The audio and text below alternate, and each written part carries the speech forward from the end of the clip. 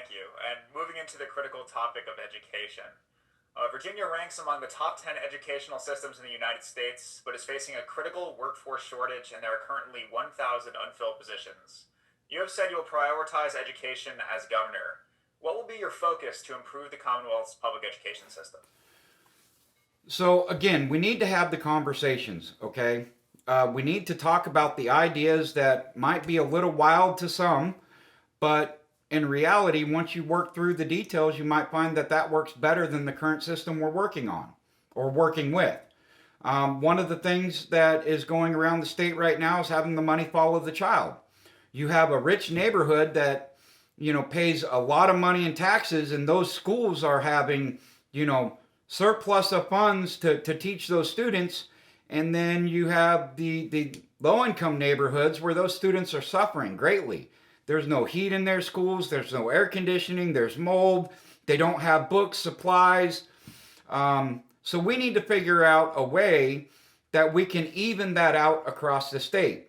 It doesn't matter if you're in a rich neighborhood or if you're in a poor neighborhood, your school is going to be equally funded.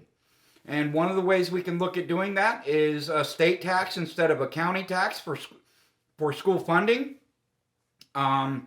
And then, dividing that up by what do we need to pay our teachers while giving them an increase. And believe me, I know they need a pay increase. My wife is a teacher. And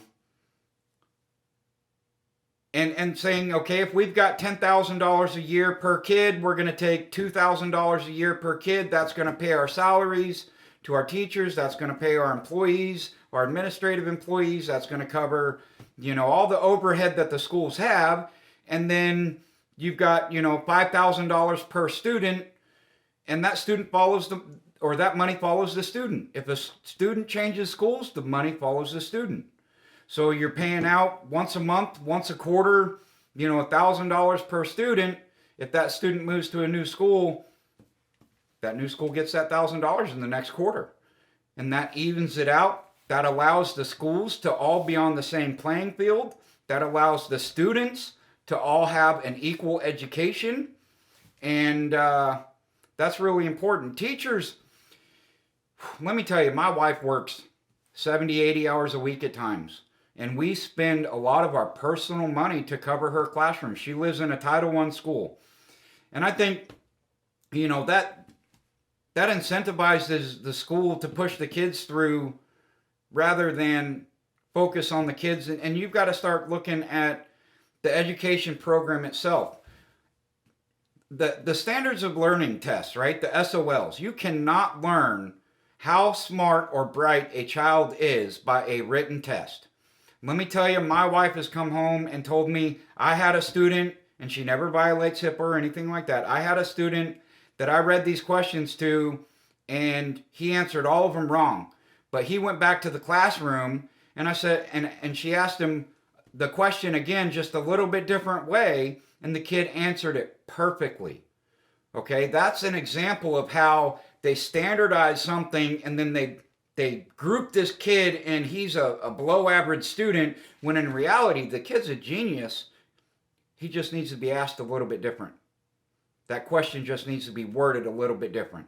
And that goes into line with allowing the school localities to determine how each program is going to work for each student. You can't standardize a school when you have 500 different cultures attending that school. You're standardizing it by one culture, and you've got 500 cultures there.